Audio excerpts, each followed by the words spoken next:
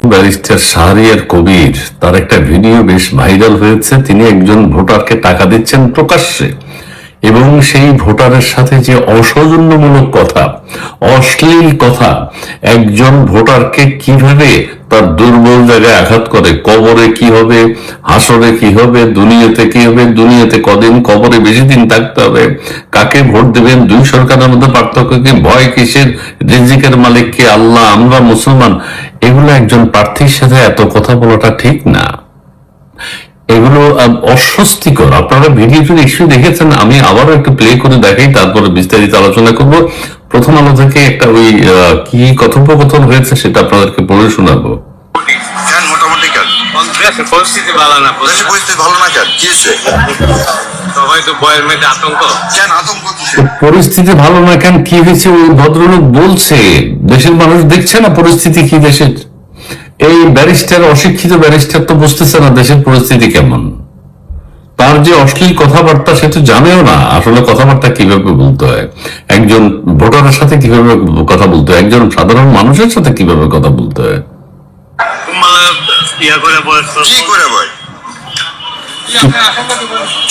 মানে তুচ্ছ তাচ্ছিল্য করা একজন মানুষের সাথে, এই যে মানুষ, সাধারণ মানুষের সাথে কিভাবে সৌজন্যমূলক ভাবে কথা বলতে হবে, ব্যারিস্টার ব্যক্তিত্ব মানে অশিক্ষিত, নিরক্ষর, জানে না। তুচ্ছ তাচ্ছিল্য করা, উনি ব্যারিস্টার সেটা প্রমাণ করছে এই ভদ্রলোকটার সাথে। তার জীবন জীবিকার জন্য সেই নিজে কষ্ট করে পান বিক্রি করে সংসার চালায়, আল্লাহ তাকে ভালোই রেখেছে, কিন্তু আল্লাহর ভালো রাখাটা এই অশিক্ষিতের সহ্য হয়নি। সে আবার তাকে 1000 টাকা গুঁজে দিয়েছে, হাতে লিফলেট, আমিরে জামাতের প্রচার কাণ্ডে এসে গিয়েছে।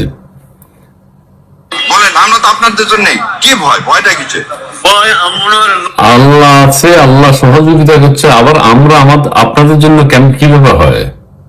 তুমি থেকে কি করবা, তুমি এই লোকে কি করবা, কি উপকার করবা, এই লোকের সংসারকে তুমি চালাবে, এটা আল্লাহ দেখছে, সে তার জীবন জীবিকার একটা ব্যবস্থা করেছে। নতুন সরকার দিব, সরকার নাই বলেন না, নতুন সরকার হিসাবে কোনটা ভালো? ভালো আইলে তো কম যাবো বালা না, আপনি কোনটা চান ভালো? এই নতুন সরকার হিসাবে কোনটা ভালো? আচ্ছা, এই যে পান বিক্রেতা তো চমৎকার উত্তর দিয়েছে, দার্শনিক। যার এক সরকার আইলে বুঝবো কোনটা ভালো কোনটা মন্দ। ঠিক আছে, এই নিরক্ষর তো বুঝে নাই এই ব্যারিস্টার।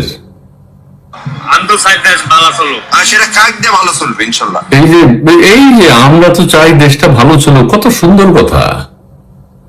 ঠিক আছে, এখন ব্যারিস্টার বলতে পারতো ঠিক আছে আপনারা ভেবে চিন্তে ভোট দেবেন, যাকে খুশি তাকে দিবেন, যাকে ভালো লাগে তাকে দিবেন, অথবা যে জ্ঞানী গুণী ভালো লোক তাকে ভোট দেবেন।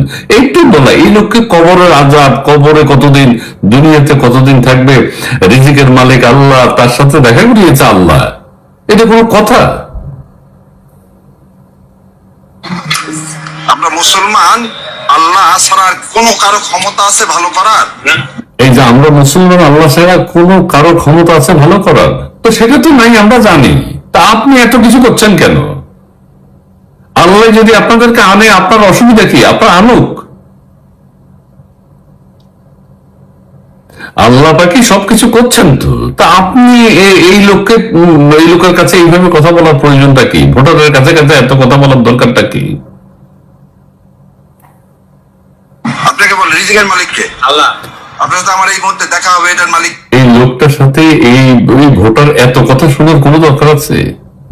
অশ্লীল অশ্রাব্য বক্তব্য শোনার কোনো প্রয়োজন আছে? রিজিকের মালিককে আল্লাহ, রিজিকের মালিক তো আল্লাহই। তা আপনি কি করবেন এখানে? আপনার কাজটা কি? আপনি আপনার ভোট চেয়ে চলে যান। আল্লাহ, তাই না? তাহলে সে যেটা বলছে তার বাইরে, তার সাথে দেখা করিয়েছে, দুজনে দেখা করিয়েছে আল্লাহ, মানে টাইমিং করে দিয়েছে, তাদের এই সাক্ষাতের ব্যবস্থা করে দিয়েছেন। এটা অসুস্থ। দেশ চললে ভালো হবে। আর কয়দিন বাঁচবে? কয়দিন বাঁচবেন তোমার দরকার কি? তুমি কয়দিন বাঁচবা? তোমার প্রার্থী কতদিন বাঁচবে? মানুষ কতদিন বাঁচে? তোমার দরকারটা কি ওখানে এই লোকটাকে এইভাবে কথা বলে আঘাত করা, উত্তক্ত করা?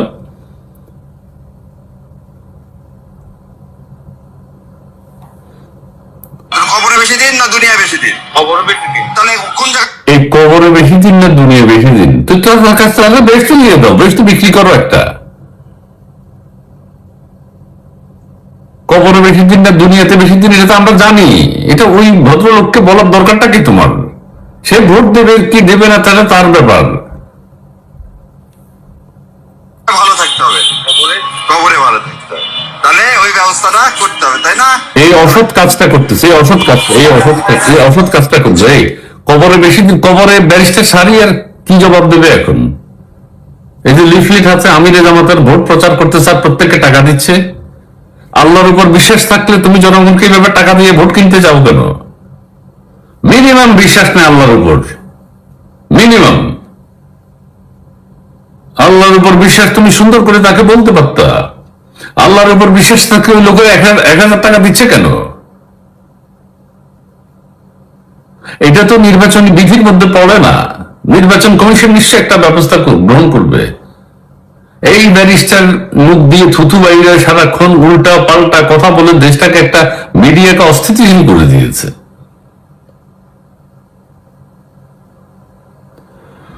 মানে শিক্ষারও যে একটা গুণ থাকতে হয়, শিক্ষার যে একটা ইফেক্ট থাকতে হয়, শিক্ষিত হলে পড়াশোনা করলে। লন্ডনে নাকি পড়াশোনা করছে, লন্ডনের এই কবরে বেহেশত বিক্রি, কবরের আজাব, কবরে দাড়ি পাল্লার কথা বলবো, আখেরাতে দাড়ি পাল্লার আছে, আখেরাতে হাসরের ময়দানে দাড়ি পাল্লা থাকবে, এগুলো শিখে আসছে। বাংলাদেশে এসে বেহেশত বিক্রি করা শুরু করছে। যাই হোক, এই সাধারণ মানুষের সাথে কি ধরনের কথা বলেছে, অসৌজন্যমূলক কথা বলেছে, একটা অপদার্থ, মন্দ কথা বলতে বাধ্য হচ্ছি। ব্যারিস্টার শাহরিয়ার কবিরকে তো আপনারা চেনেন, জামাতপন্থী নেতা, আইনজীবী। তার একটা ভিডিও ফুটেজ ভাইরাল হয়েছে। সেই ভিডিওতে আমরা যে কাণ্ড কারখানা দেখলাম, ওই যে মানে ওই বিষয়গুলি ফুটে উঠলো। অন্তরে এক, মুখে এক, মুখে এক, অন্তরে আর এক, মানে এরকম খোঁজ খবর নিতেছেন কি অবস্থা, ব্যবসা কিরকম চলতেছে। ব্যবসা তো ভালো না, আতঙ্কের মধ্যে আছে। কেন আতঙ্কের মধ্যে আছেন? আতঙ্কের মধ্যে আছে যে কখন কি হয়, নির্বাচন, এরকম একটা পরিবেশ পরিস্থিতি। তখন আবার জিজ্ঞাইলেন যে নির্বাচনে আপনি কাকে চান? কে হলে পরে এরকম আতঙ্ক থাকবে না। মানে ওই চা বিক্রেতা, ওই পান বিক্রেতা বলতে পারতেছে না। তিনি দিন দুনিয়ার কথা বলতেছেন যে দুনিয়ার জীবনই বড় না আখিরাতের জীবনই বড়, কবরের জীবনই বড়, কবরের জীবন বড়, তাইলে ওই মাফিকই কাজ করতে হবে।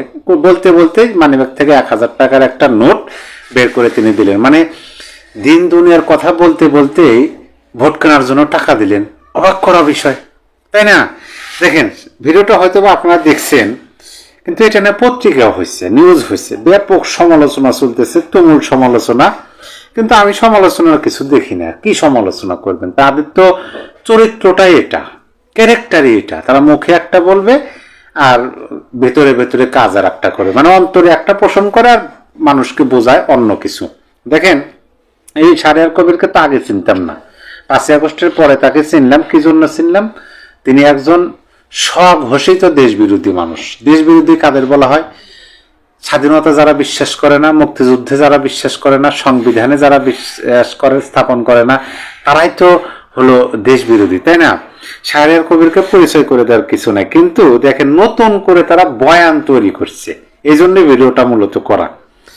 এই যে ভোটারকে দিন দুনিয়ার কথা শোনাইতে শোনাইতে টাকা দিলেন ভোট পাওয়ার জন্য, প্রথমে আবার ওই ভয়টা কিন্তু ঠিকই দেখাইছেন যে আখিরাতের দিন বড় না, এই দুনিয়ার দিন বড়।